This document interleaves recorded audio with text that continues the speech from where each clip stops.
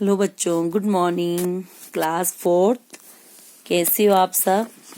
तो हम आपका चैप्टर नंबर 10 पढ़ रहे थे, गुरु भक्ति। हमने कल पढ़ा था। इसमें 3 पार्ट, मतलब जो पात्र हैं 3 हैं। पहले पात्र उनके गुरुदेव महर्षि धोमाई और 2 स्टूडेंट अरुणी और उपमन्यु। तो इनके बारे में हम पढ़ रहे थे, किस तरह मतलब वहां पे जो है बारिश आ रही थी, किस तरह मतलब वहां पे हवा चल रही थी, और जो खेती की मेढ़ी है वो ज्यादा बारिश आने के कारण खराब हो जाती, इसलिए वो अरुणी जो है वो उस खेती की मेढ़ को बनाने के लिए चला गया। तो इसके बाद सेकंड दृश्य में जो है उपमन्यु जो है वो आता है वहां पर, और वो गुरुदेव से कहता है कि मतलब जो इतनी तेज हवा चल रही है कि सारे जो पेड़ पौधे हैं उनके पत्ते टूट गए हैं। तो इस तरह मतलब वो लोग आपस में दोनों बात कर रहे थे। चलो आप आगे पढ़ते हैं, यहाँ से स्टार्ट करती है उपमन्यु से। उपमन्यु उपमन्यु अपने गुरुदेव से कहते हैं, गुरुदेव आप संध्या का समय हो रहा है, आप अनुमति दे तो मैं पुष्प ले आऊं। वो अपने गुरुदेव से इजाजत मांग रहा है। संध्या यानी कि शाम हो गई है, आप अगर मुझे अनुमति यानी कि इजाजत दो तो मैं पुष्प ले आऊं। पुष्प यानी कि फूल ले आऊं। धोमाइए, तुम जाकर क्या करोगे? वो कह रहे कि तुम जाकर क्या करोगे? अरुणी तो यही था, अरुणी जो था वो यही था, वह जरूर पुष्प लाया होगा। वो कह रहे कि अभी अभी अरुणी जो है वो यहाँ था, वो जरूर फूल लेके आया होगा। उपमन्यु, जैसी आज्ञा गुरुदेव। वो कह रहे जैसी आपकी आज्ञा गुरुदेव। उसके बाद देखो, गुरुदेव अरुणी अरुणी कहकर आवाज देते। गुरुदेव अब किसको आवाज देते? अरुणी को आवाज देते, पर कोई उत्तर नहीं आता, लेकिन कोई भी जवाब नहीं आता। अब धोमाइए देखो, गुरुदेव कह रहे उपमन्यु अरुणी का उत्तर क्यों नहीं आ रहा है? जो अरुणी था उसको उत्तर क्यों नहीं आ रहा है? पता नहीं वो कहाँ है। वो गुरुजी कह रहे कि पता नहीं वो कहाँ पर गया है। अब उपमन्यु कहते गुरुदेव मैं अभी पता करके आता हूँ। कहते गुरुदेव मैं अभी जाकर पता करता हूँ। उपमन्यु इधर उधर पता करता है और फिर लौट कर कहता है, वो इधर उधर जाता है और पता करता है, फिर लौट के वापस आता है और कहता है गुरुदेव खेत की मेढ़ी टूटी हुई थी। वो कहता है कि गुरुदेव जो खेत में हमने मेढ़ी यानी कि वो मिट्टी से ऐसी ढाल जैसी बनाते जहाँ पानी ना जाए, तो वो टूटी हुई थी, कहीं सारा पानी बह ना जाए, इसलिए अरुणी खेत पर मेढ़ बांधने गया है। वो कह रहा है कि वो कह रहा है क्या गुरुदेव क्या कह रहे? उपमन्यु जो है वो गुरुदेव को कह रहे कि खेत की जो मेढ़ी है वो टूटी हुई थी, कहीं सारा पानी जो है बह न जाए, ज्यादा पानी जो है बह न जाए, इसलिए अरुणी जो है खेत पर मेढ़ बांधने गया है। धोमाइए, पर वह अभी तक आया क्यों नहीं? लेकिन गुरुदेव कह रहे लेकिन वो अभी तक आया क्यों नहीं? इतनी देर का कोई काम नहीं था, इतनी देर का वहां पर कोई काम नहीं था। तूफान को रोके हुए बहुत देर हो गई, तूफान को रुके बहुत देर हो गई थी, वहां बिना कारण रुकने वाला नहीं है। कुछ तो वजह हुई होगी, कुछ समझ नहीं आता। चलो उसको पता, वो कह रहे कुछ समझ में नहीं आ रहा, चलो आगे पता करके आते हैं। उपमन्यु, जैसी आज्ञा गुरुदेव, जैसी आपकी आज्ञा गुरुदेव।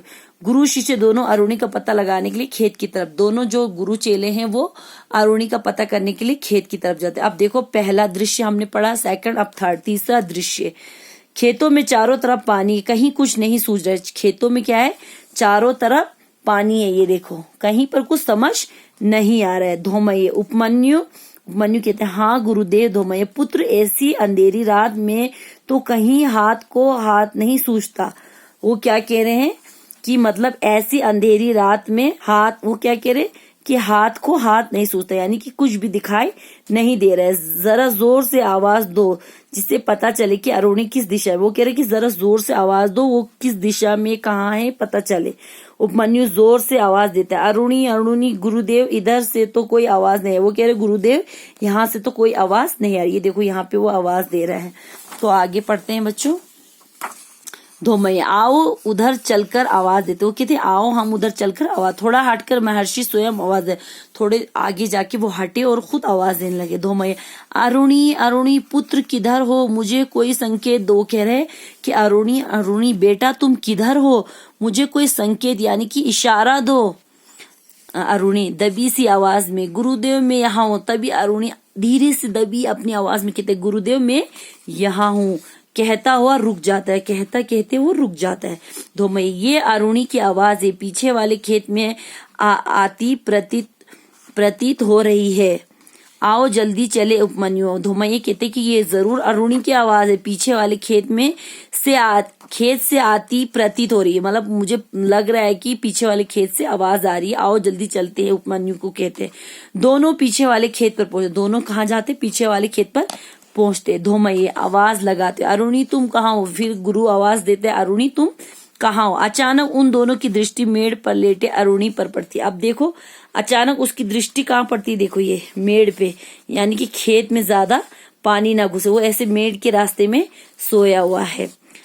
तो अरुणी तुम कहाँ हो, ये देखो मेड़ पे लेटा हुआ। तो धोमई कहते, दौड़कर उन्हें उठाते हुए, पुत्र तुम्हारा ये हाल कैसे हुआ, तुम तो मेड़ बांधने आए थे। वो देखो धोमई गुरु कहते कि तुम्हारा हाल ये कैसे हो, तुम तो यहाँ पे ही मेड़ बांधने आए थे। तो अरुणी ठंड से कांपता, गुरुदेव जब मैं मेड़ बांधने लगा तो पानी के तेज बहाव के कारण काफी मिट्टी बह गई, मेरा हर प्रयत्न बेकार। वो कह रहा है कि ठंड से वो बेचारा कांपता, वो कहने लगे गुरुदेव जब मैं यहाँ पे मेड़ बांधने आया तो पानी इतनी तेज से आ रहा था कि सारी मिट्टी जो है बह गई, मेरा सारी कोशिश, उस प्रयत्न यानी कि कोशिश, मेरी सारी कोशिश बेकार रही। धोमई, तो लौट आते पुत्र, मुझे सूचित कर दे। वो कह रहे कि फिर तुम वापस आ जाते, मुझे बता देते, सूचित यानी कि खबर दे देते।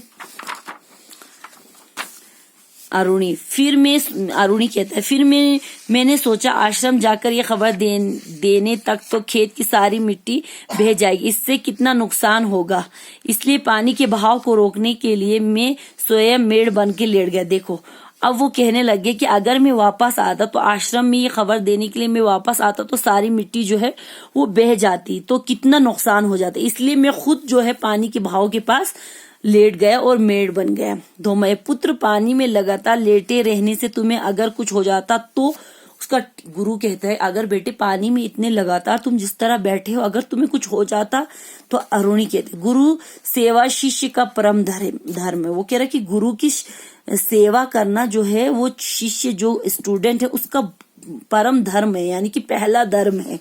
ऐसा करते हुए यदि प्राण भी चले जाए तो चिंता नहीं। वो कह रहा अगर इसमें मेरी जान भी चली जाती तो मुझे कोई फिक्र नहीं। धोमय, बेटा मैं तुम्हारी असीम गुरु भक्ति से बहुत प्रसन्न हूँ, बोलो तुम्हें क्या वरदान दो। अब वो कहता है कि मैं तुम्हारी इस असीम, तुम्हारे इस पवित्र जो गुरु भक्ति से मैं बहुत खुश हूँ। प्रसन्न यानी कि खुश, बोलो तुम्हें क्या वरदान चाहिए। वरदान यानी कि तुम्हें क्या आशीर्वाद चाहिए। अरुणी हाथ जोड़, गुरुदेव आप जैसे गुरु को पाने के बाद मुझे कुछ नहीं चाहिए। वो कहता है कि गुरुदेव आप जैसे अच्छे गुरु, महान गुरु को पाकर मुझे और कुछ नहीं चाहिए, बस यही कामना है कि मुझ पर आपकी कृपा दृष्टि हमेशा बने। वो कहता है कि मेरी सिर्फ एक ही इच्छा है, कामना यानी कि इच्छा, कि आपकी जो कृपा है, आपकी जो मेहरबानी वो हमेशा मेरे ऊपर बनी रहे। धोमय, अरुणी के सिर पर हाथ रखकर, जो गुरु है वो अरुणी के सिर पर हाथ रखता है, पुत्र जब भी गुरु भक्ति का नाम आएगा तुम्हारी चर्चा सदा होगी, ऐसा मेरा आशीर्वाद है तुम्हें, चलो अब आश्रम चलो। वो कहता है कि बेटा, उसने गुरुदेव ने जो है अरुणी के सिर पे हाथ रखा और उसे आशीर्वाद दिया, जब भी गुरु भक्ति का नाम आएगा तुम्हारी चर्चा होगी और ऐसा मेरा आशीर्वाद है। उसको आशीर्वाद देता है कि जब भी लोग तुम्हें याद करेंगे, गुरु भक्ति यानी कि गुरु का सम्मान करने वाला स्टूडेंट कौन था, तो तुम्हारा नाम जो है वो हमेशा से आएगा। तो ऐसा कहते हुए उसने कहा कि चलो अब आश्रम चलते हैं। महर्षि धोमय उपमन्यु तथा अरुणी को साथ लेकर चले जाते हैं और पर्दा गिर जाता है और वहां पे जो उनका नाटक था वो वहीं पर खत्म हो जाता है। तो बच्चों, यहाँ तक आपको समझ में आया कि किस तरह जो बच्चे हैं वो अपने गुरु की, जो अपने टीचर की कैसे आज्ञा मानते हैं और कैसे उनके बताए हुए रास्ते पर चलते। तो इस तरह आप भी अपने टीचर की इज्जत करो और उनके बताए हुए रास्ते पे चलो। तो बच्चों, ये शब्दार्थ आप अपने से कॉपी पे कर लेना। क्वेश्चन आंसर हम कल करेंगे। अल्लाह हाफिज, अपना ख्याल